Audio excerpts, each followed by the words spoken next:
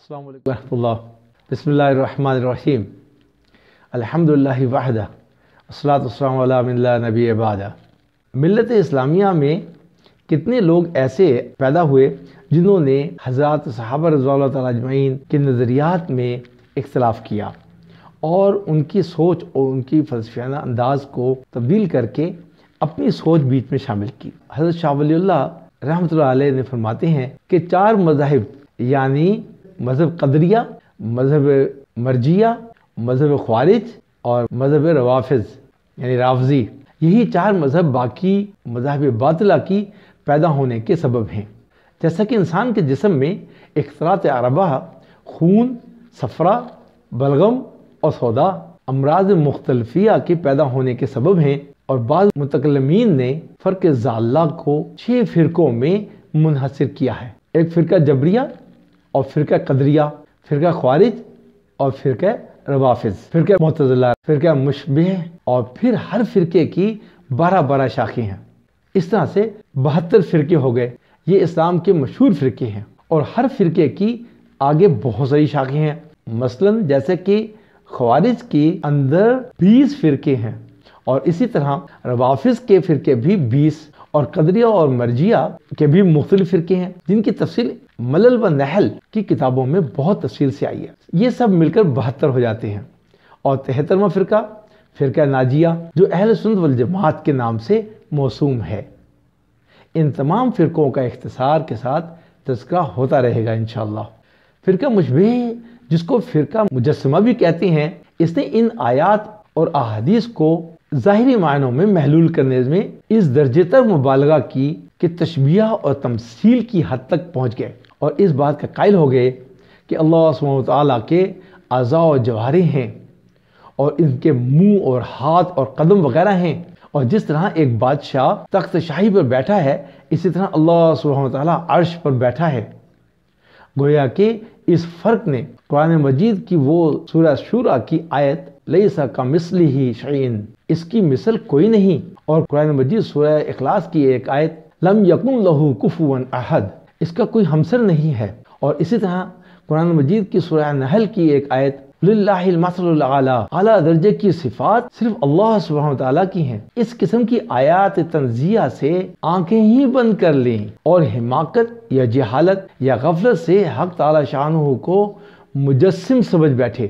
جو خالق کو مخلوق کے مشابہ مانتا ہے، ان میں سے جو لوگ غالی ہیں وہ یہ کہتے ہیں کہ اللہ ایک جسم سے ہے اور ہماری طرح اس کے اعضاء و جوارح ہیں، یعنی کہ وجہ اور ید، ہاتھ، قدم اور ساق یعنی پنڈلی اس کے لیے ثابت ہیں، اور وہ اللہ عرش پر بیٹھا ہوا ہے۔ اور جو ان لوگوں میں ذرا معتدل ہیں وہ اللہ سبحانہ وتعالیٰ کے لیے وجہ یعنی ہاتھ اور قدم اور ساق یعنی پنڈلی ثابت تو کرتے ہیں، مگر اس کے ساتھ یہ بھی کہتے ہیں کہ اس کا وجود ہمارے وجود کی طرح نہیں، اور اس کا قدم اور اس کا ساق ہمارے قدم اور ساق کے مشابہ نہیں۔ متکلمین کی اصطلاح میں اس معتدل فرقے کا نام حشویہ ہے، جو نصوص کے ظاہری الفاظ اور ظاہری سطح سے ہٹنا نہیں چاہتا، مگر تجسیم اور تشبیہ سے بچنے کے لیے لیس کمثلہ شیء کا بھی اقرار کرتا ہے۔ فرقہ مشبہ کے مقابلے میں ایک فرقہ معتزلہ ہے جو صفات خداوندی کا منکر ہے، اور یہ فرقہ انکار صفات کو توحید اور اقرار صفات کو یعنی اثبات صفات کو شرک سمجھتا ہے، جس کی ایک شاخ فرقہ جہمیہ ہے۔ تابعین کے آخری زمانے میں ایک فرقہ نکلا جو فلسفیانہ خیالات کی بنا پر کتاب و سنت کی نصوص میں تعویل کرتا تھا، اور یہ کہتا تھا کہ آخرت میں دیدار الہی ناممکن ہے، اور گناہ کبیرہ کے ارتکاب سے آدمی نہ مومن رہتا ہے اور نہ کافر۔ یہ گروہ ایمان اور کفر کے درمیان اور درمیانی واسطے کا قائل تھا۔ واصل بن عطا اس فرقے کا سرگردہ تھا۔ حضرت بصری رحمۃ اللہ علیہ نے اس کو اپنی مجلس سے نکل جانے کا حکم فرمایا دیا، اور فرمایا اعتزل عنا، ہم سے الگ ہو جا۔ اسی وجہ سے اس فرقے کا نام معتزلہ رکھا گیا، جس کے عقائد علم کلام کی کتابوں میں بہت تفصیل سے مذکور ہیں۔ فرقہ معتزلہ در حقیقت فرقہ قدریہ کی ایک شاخ ہے، اور فرقہ خوارج اور فرقہ مرجیہ کے بین بین ہے۔ نہ تو فرقہ مرجیہ کی طرح معصیت اور گناہ کبیرہ کو ایمان کے لیے غیر مضر سمجھتا ہے، اور نہ فرقہ خوارج کی طرح مرتکب کبیرہ گناہ کو کافر کہتا ہے، بلکہ یہ کہتا ہے کہ گناہ کبیرہ کا مرتکب بین بین ہے، نہ وہ مومن اور نہ وہ کافر ہے۔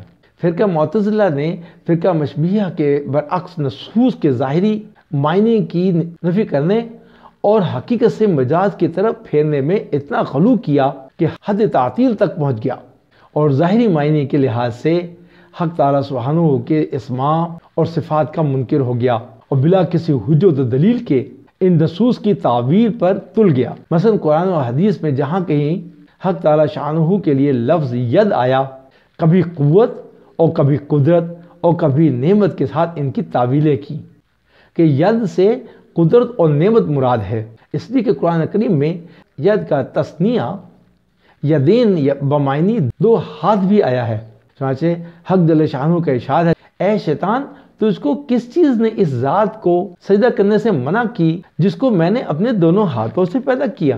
یہاں ید سے قدرت کے معنی لینا صحیح نہیں، اس لیے کہ آیت میں صیغہ تثنیہ کا ہے، یعنی کہ دونوں ہاتھوں سے پیدا کیا، اور ظاہر ہے کہ اللہ سبحانہ وتعالیٰ کی قدرت ایک ہے، اللہ سبحانہ وتعالیٰ کے لیے دو قدرت کہنا غلط ہے۔ اس کے علاوہ یہ کہ اس کلام سے حضرت آدم علیہ نبی علیہ السلام کی فضیلت ظاہر کرنا ہے کہ اللہ سبحانہ وتعالیٰ فرماتے ہیں کہ جس کو میں نے اپنے دونوں ہاتھوں سے پیدا کیا اس کو کیوں سجدہ نہیں کیا۔ بس اگر آیت میں ید سے قدرت کے معنی مراد ہوں تو حضرت آدم علیہ نبی علیہ السلام کی فضیلت ظاہر نہ ہوگی، اس لیے کہ شیطان بھی تو اللہ سبحانہ وتعالیٰ کی قدرت سے پیدا ہوا ہے، بلکہ تمام جنات، تمام حیوانات اور جمادات اور تمام کائنات کو اسی ایک اللہ سبحانہ وتعالیٰ نے اپنی قدرت سے پیدا کیا۔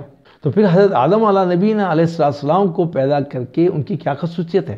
سب کے سب ہی تو اللہ سبحانہ وتعالیٰ کی قدرت سے پیدا ہوئے، اور الحضائے ید کی تعویل نعمت کے ساتھ کرنا یہ بھی درست نہیں، اس لیے کہ اللہ سبحانہ وتعالیٰ کی نعمت ایک یا دو نہیں بلکہ بے شمار ہیں۔